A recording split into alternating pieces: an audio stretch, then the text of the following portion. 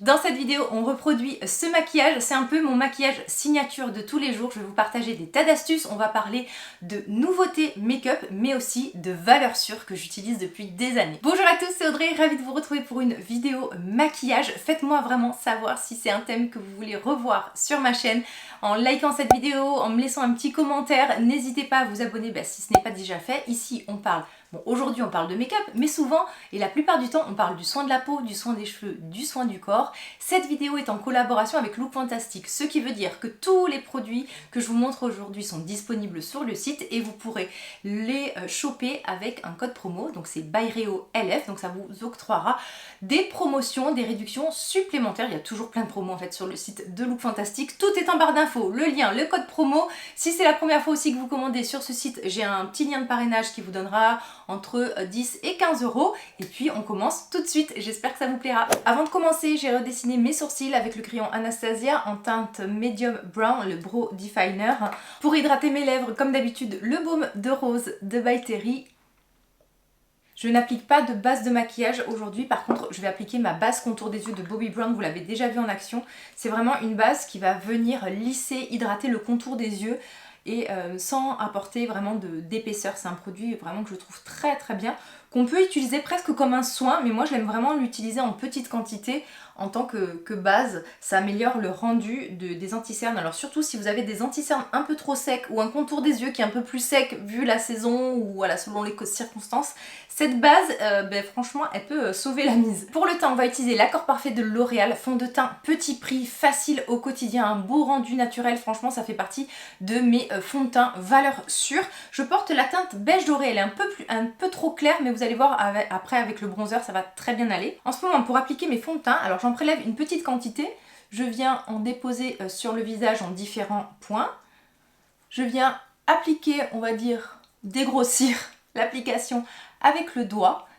Et après, vous allez voir, je vais venir lisser le tout avec mon Beauty Blender. Et c'est le nouveau Beauty Blender de Real Techniques. Celui-ci, en plus, j'aime bien parce que moi, j'ai un petit visage. Et en fait, celui-ci, il est petit, il est très précis. Et il est particulièrement bien et précis pour le contour des yeux. Donc hop, bon là je fais un côté, d'habitude je fais quasiment les deux côtés en même temps. C'est un fond de teint vraiment qui se travaille mais hyper vite, qui match avec toutes les bases, qui match avec voilà, toutes les routines de soins. Je trouve que c'est vraiment le fond de teint facile du quotidien. Je l'utilise depuis des années, voilà, ça fait pour moi partie des bons rapports qualité-prix et surtout le rendu est très naturel. La couvrance elle est légère à moyenne. On peut rajouter, comme il est fin, ensuite une couche supplémentaire si besoin. Et ensuite, c'est un fond de teint qui évolue très très bien sur la journée. Ce fond de teint a un rendu naturel. En plus, ma peau n'est pas au mieux puisque j'ai testé beaucoup de produits ces derniers temps et j'ai fait une allergie. Donc j'ai un peu la peau, je sais pas si vous avez remarqué, mais j'ai quelques rougeurs et j'ai la peau encore un peu granuleuse. Bon, ça va, hein, le pire est passé. Ensuite, je viens appliquer l'anti-cerne, toujours l'accord parfait. La teinte, cette fois-ci, c'est 3N. De toute façon, vous avez à chaque fois les liens, les teintes, les codes promo, tout est en barre d'infos. J'en mets vraiment une toute petite quantité. L'anti-cerne, moins on en met et mieux c'est. Et c'est vrai que j'en mets vraiment très très peu. Alors, j'ai pas des cernes énormes, mais je préfère travailler plusieurs fois qu'en mettre une grande quantité. Et vous pouvez soit l'appliquer au doigt, sinon cette éponge, comme je vous l'ai dit, c'est super pratique. Parce qu'en fait, vous pouvez vraiment aller dans le coin interne vu que vous avez un embout qui est précis. Cette anti-cerne, c'est l'anti-cerne de tous les jours, qui a une couvrance encore une fois moyenne, mais par contre, voilà, qui est très fin, qui est très naturel. Les jours où vous voulez être maquillé rapidement, il se comporte toujours très très bien, il ne déshydrate pas, il file pas dans les ridules. Si besoin, vous pouvez le moduler, vous en mettez une couche un peu plus épaisse, une seconde couche. Et voilà, je l'aime beaucoup, rapport qualité-prix, parfait. Côté nouveauté, le Multi-Tesker Better Than Filter de Rimmel, qui est un primer slash illuminateur. Alors, primer lumineux pour les teints, on va dire, ou les types de peau normales à sèche ok, mixte, pourquoi pas, moi qui ai la peau grasse et un peu de texture, si je mets ça sur tout mon visage, franchement ça n'embellit pas du tout mon teint, puisque ça va me faire au contraire ressortir la texture, me faire briller. Donc moi je l'utilise, alors si je le mets en base, je vais vraiment le mettre sur les zones lumineuses, en général c'est le bombé des joues, pas d'autres endroits, et si je le mets par-dessus un fond de teint, en général c'est comme ça que je l'applique, et bien je vais venir l'appliquer tout simplement là où j'applique un highlighter. La teinte que vous voyez c'est light medium, alors je trouve que pour un light medium c'est quand même assez foncé. Enfin, je sais pas ce que vous en pensez, mais moi j'aurais voulu un peu plus clair. Et ce que je fais, donc on peut directement l'appliquer au doigt, ça s'applique très facilement parce que c'est très très fin. Et en fait ça fait vraiment l'highlighter, mais de tous les jours. Vous voyez, le truc qui se voit pas jusqu'à la lune. Mais sinon, voilà, toujours le Beauty Blender, le même, hein, je change même pas de côté. J'en prélève une quantité et je viens la poser vraiment là où on va avoir des zones de lumière. Comme vous pouvez le voir, le glow est super naturel. De l'autre côté, on va faire au doigt, on va voir. Alors forcément au doigt, on en met un peu plus, ça va être un peu plus voyant, mais c'est voilà, pour vous montrer que ça se travaille aussi très très bien au doigt si vous voulez pas utiliser beaucoup d'accessoires tous les jours. Et pour moi ça va être suffisant parce que sinon boule à facettes assurée, vous savez que j'ai la peau grasse, donc les brillances en général j'essaye de les atténuer et de pas en apporter plus, mis à part sur cette zone là où c'est un peu flatteur. C'est un produit aussi que vous pourrez mélanger avec des fonds de teint. Si vous avez peut-être des fonds de teint un peu trop mat ou un peu trop terne, ou vous voulez juste apporter une jolie lumière à un fond de teint, et bien vous pouvez l'utiliser. Par rapport au Charlotte Tilbury, au Flawless Filter, il va être moins couvrant, peut-être un tout petit peu plus fin, mais il est moins miroitant, il renvoie moins la lumière, mais par contre le rapport qualité-prix est assez sympa de ce côté-là. On va apporter un peu de vie au teint avec le bronzer Infaillible Matte Bronzer, donc toujours de L'Oréal. Là c'est la teinte pareil, light medium, c'est vraiment mes teintes d'hiver. Vous allez voir, alors c'est un bronzer qui est un peu poudreux, mais par contre moi ce que j'aime c'est qu'il est très fondant et je trouve qu'il s'applique et il se travaille mais très très très rapidement.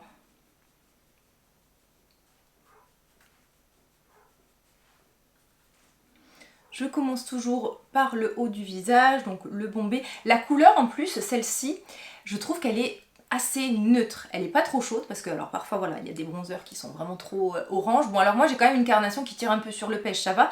Mais celui-ci, je trouve qu'il est bien l'hiver ou un peu en guise de bronzer slash contouring.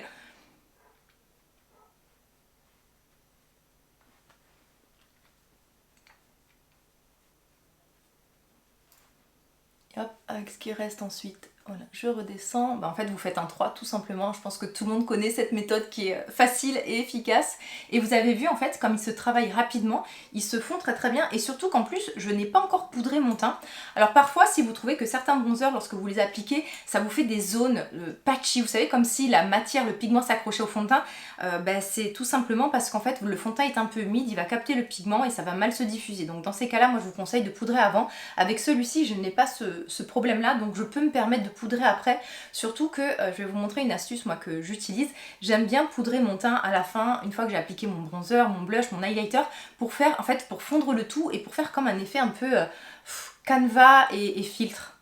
L'astuce du creux de paupière avec le bronzer qui fonctionne toujours, alors ça c'est vraiment l'astuce qui prend 3 secondes et qui vous fait gagner un temps fou. Et aussi après avec ce qui reste, je vais faire un tout petit peu les contours de mon nez. Donc c'est pas vraiment un vrai contouring, mais voilà, je redéfinis un peu et je réchauffe un peu cette zone là, hop. Si besoin, je redescends un peu sur le cou avec mon bronzer. Je maquille d'abord mes yeux avant d'appliquer mon blush, ma poudre, mon rouge à lèvres. Comme ça, en fait, j'adapte vraiment selon ce que j'ai fait sur les yeux. Si j'ai fait un maquillage très chargé, si j'ai fait quelque chose de plus naturel et selon les nuances. Comme ça, j'adapte vraiment le reste de mon maquillage. Par contre, j'aime toujours faire mon teint et appliquer mon bronzer avant. Et je poudre vraiment à la fin. Comme ça, je suis sûre que même si je dois faire des petites retouches, parce que une fois que vous poudrez votre teint, c'est difficile de faire des retouches. Donc moi, c'est pour ça que j'aime bien poudrer à la fin, et si besoin, s'il y a des chutes lorsque je me maquille les yeux, si besoin je vais venir nettoyer avec un petit Kleenex, réappliquer un peu d'anti-cerne, voilà, comme ça c'est encore, on va dire, on peut encore se corriger. Parce qu'il faut savoir que le matin, parfois je pars pour un maquillage, on va dire assez neutre, et en fait, voilà, si j'ai le temps et si je suis bien dans ce moment-là, parce que le maquillage pour moi c'est toujours un moment presque méditatif, et bien parfois je peux me retrouver avec des maquillages très très chargés, et dans ces cas-là, donc du coup, j'ajuste l'intensité utiliser du blush et du rouge à lèvres. Aujourd'hui on va essayer de faire quelque chose de rapide et vraiment d'assez naturel. Donc notre palette Annie the Nude de Natasha Denona, ça c'est vraiment la palette facile du quotidien. Je voulais utiliser cette palette avec vous parce que je vous en ai parlé plusieurs fois et je vous l'ai jamais montré en action. Alors, on va prendre un fard de transition. Alors, moi j'aime bien utiliser d'abord celui-ci, donc c'est la teinte Wi-Fi, qui est assez rose et pêche. Alors surtout que sur moi, les fards ont tendance toujours à ressortir assez rouge. Ça c'est vraiment ma carnation. En général les fards ressortent toujours beaucoup plus rouges qu'ils ne le sont, beaucoup plus chauds. Donc hop, avec un gros pinceau vraiment je fais quelque chose de très rapide. Je redéfinis, voilà, en général juste mon creux de paupière comme ça, des deux côtés. Ça va vite et c'est quelque chose que je fais toujours. Ensuite je viens prendre la teinte plus foncée qui s'appelle Vague et qui est beaucoup plus neutre, moins rose. Et je vais venir en fait mettre un peu plus dans le creux. Donc j'ai gardé le même pinceau, hein, je m'embête pas. Donc on va dire, voyez, un peu plus dans le creux. L'autre fard, je l'ai vraiment essayé de le faire remonter un peu plus. Donc là, je vais être un peu plus précise avec ce fard-là. Et surtout, je vais commencer à faire mon V extérieur. Mais assez facilement, hein. Hop. En plus, ce sont des fards qui se travaillent très facilement. J'ai pas mis de base de fard à paupières, vous pouvez. Moi, quand c'est du maquillage pour tous les jours, en général, je mets pas de base. Je fais pareil de l'autre côté, donc hop, mon coin externe et je remonte vraiment dans mon creux, j'estompe le tout. Je reprends le fard Vague et je viens en appliquer au ras des cils inférieurs. Je fais toujours cette étape en même temps, mon ras de cils inférieur. Souvent quand je vois des tutos make-up, je vois que cette étape elle est faite à la fin. Moi je le fais toujours au même moment. Alors vraiment je mets mon fard, je sais pas si vous avez vu, mais je vais jusqu'au milieu de ma pupille.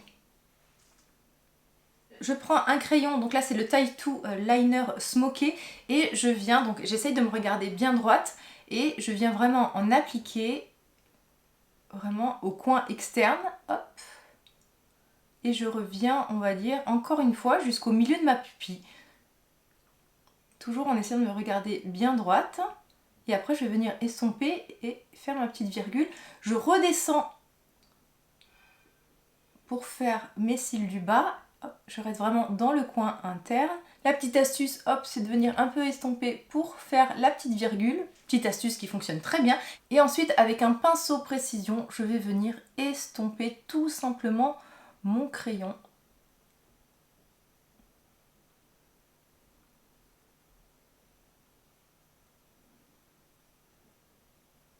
J'en rajoute dans la muqueuse, ça va vous faire une cils de frange beaucoup plus longue. Ensuite, en coin interne, pour faire une sorte d'œil de chat un peu allongé, et je viens toujours estomper. Donc en gros mon crayon, il y a toute une partie, on va dire tout le milieu de l'œil où je n'en ai pas mis tout simplement. Je viens prendre le fard Silhouette qui est un brun foncé et je vais repasser en fait par-dessus mon crayon. Je reprends de mon fard Vague avec mon pinceau estompeur. Je viens retravailler et réintensifier le coin externe en repassant par-dessus mon crayon.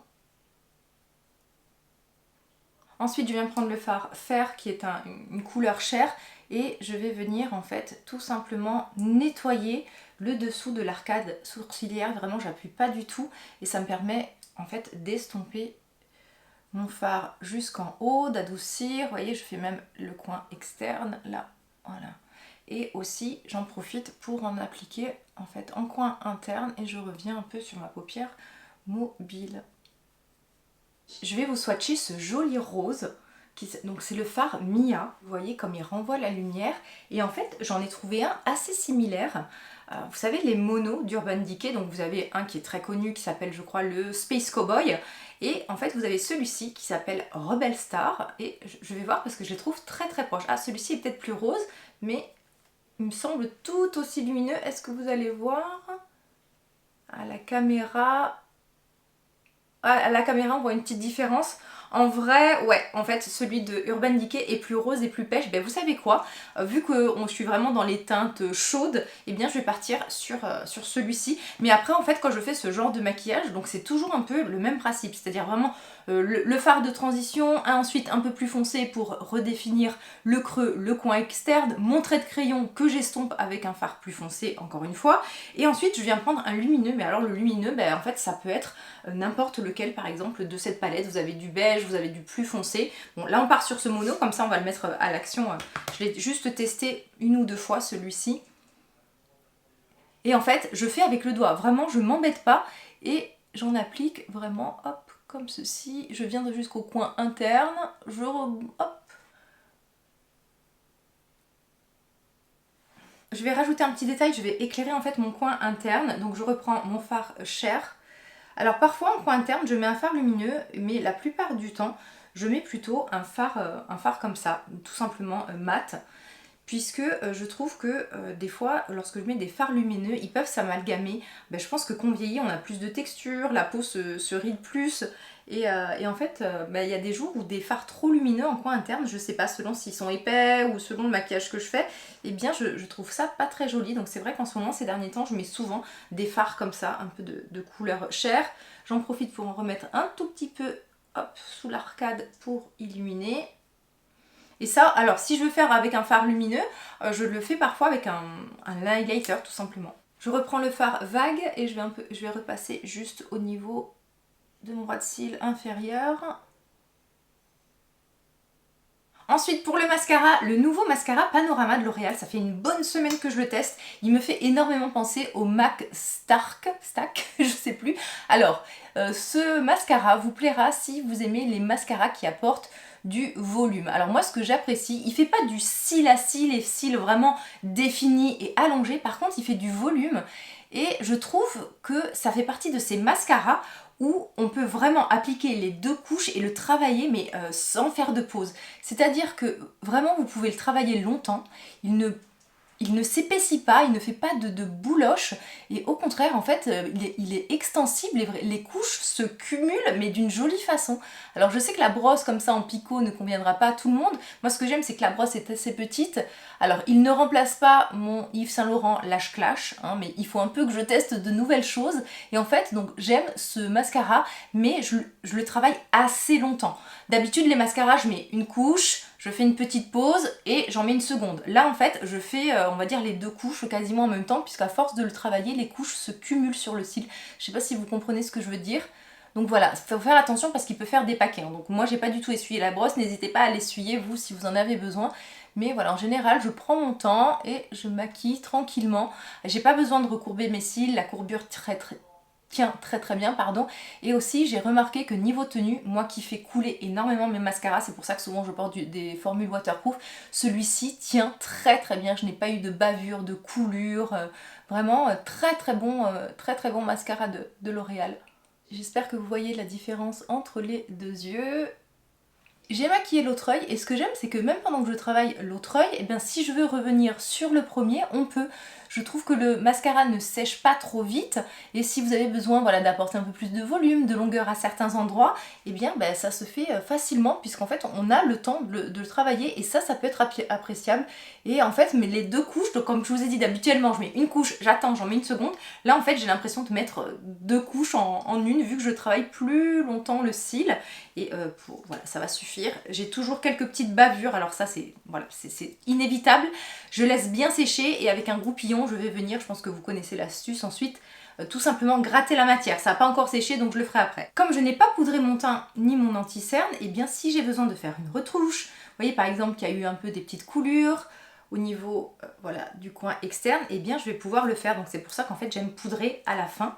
Donc c'est ce que je vais faire là, je vais faire une toute petite retouche, vous voyez, au coin externe pour redéfinir un peu mon maquillage. Je prends mon Beauty Blender, du côté propre, je vais venir passer sur tout mon teint. Alors là, ça me permet, si ma peau s'est mise à briller, souvent ça arrive, hein, même en 20 minutes, des fois le temps que je fasse mon maquillage des yeux, ou alors si il y a un peu de fond de teint qui s'est amalgamé dans mes sillons nasogéniens, ça me permet en fait de tout réunifier avant de venir fixer avec de la poudre.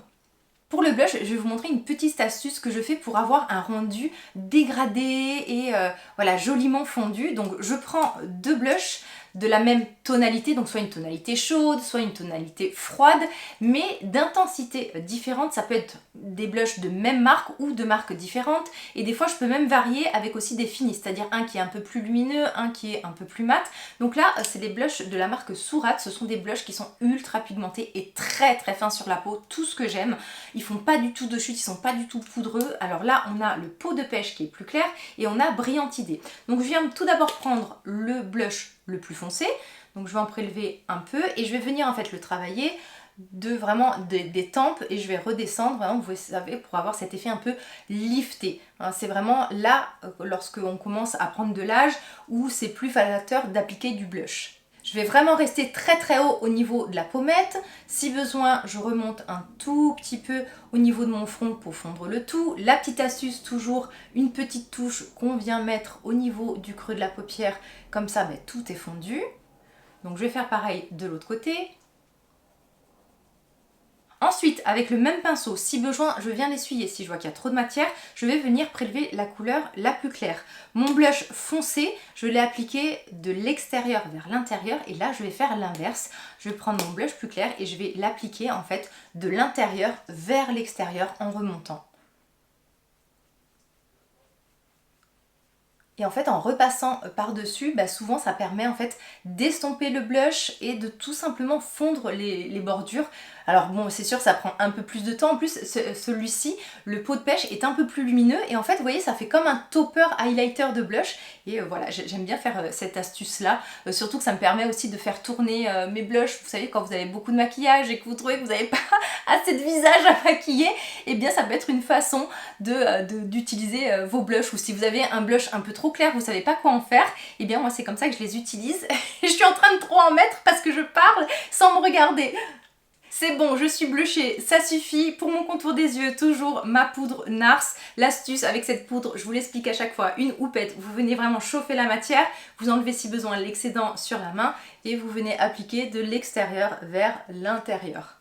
C'est vraiment comme ça qu'elle fonctionne cette poudre. Avec un pinceau, ça fonctionne pas très bien, donc vraiment voilà, la houppette de l'extérieur vers l'intérieur. Pour le visage, ma poudre de tous les jours, c'est la Laura Mercier. Elle peut même être utilisée au niveau du contour des yeux, celle-ci. Ce que j'aime, c'est qu'elle est à la fois mate, mais un tout petit peu lumineuse, enfin naturelle. Je trouve qu'elle magnifie le grain de peau. Donc toujours ma houppette, j'en prends une petite quantité. Je viens, voilà, répartir sur le dos de ma main. Et je commence toujours, voilà, sur cette partie-là. Là où je brille le plus, donc vraiment on va dire le centre du visage, et je vais aller vers l'extérieur et je vais vraiment repasser en fait partout, c'est-à-dire que je vais même passer au niveau du bronzer, du blush. Regardez un peu comme ça a fondu le tout, donc ça permet, il n'y a pas de coup de pinceau, vous voyez pas là où le bronzer s'arrête, là où le blush s'arrête. J'adore cette technique. Je crois que je vous l'avais jamais montré en tuto make-up. Mais c'est vrai que c'est quelque chose que je fais en fait depuis des années. Pour les lèvres, j'enlève l'excédent de baume à lèvres. Je viens réunifier mes lèvres. Je reprends tout simplement mon Beauty Blender, là où il y a mon produit teint. Hop, je passe vite fait sur mes lèvres. Au niveau du crayon, eh bien, je vais partir chez Anastasia. Moi, j'adore les crayons en bois. J'adore ceux de MAC et ceux d'Anastasia. Là, c'est le... Ah, je l'ai perdu. C'est le Dusty Rose. En fait, c'est vraiment une couleur, c'est un brun rosé, je pense qu'il pourra aller à toutes les carnations. Bon, peut-être pas sur des peaux très très foncées, mais je pense que de light à medium plus, ça vous fera un beau nude, mais avec une nuance légèrement rosée. Sinon, dans cette marque-là, mes préférés sont le Deep Taupe, le Chai, le Cool Brown aussi.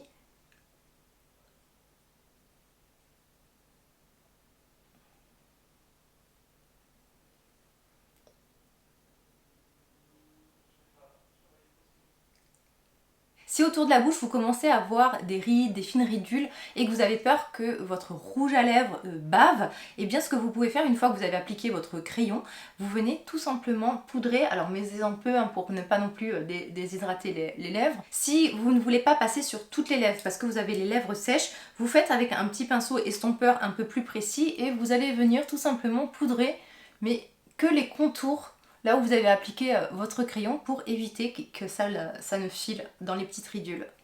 Pour les lèvres, Yves Saint Laurent a reformulé, repackagé ses rouges couture et enfin le packaging est juste magnifique. Ce sont des rouges satin, un peu baume, vous savez, mais alors pas baume glossy, mais baume confortable. C'est vraiment le rouge à lèvres confort.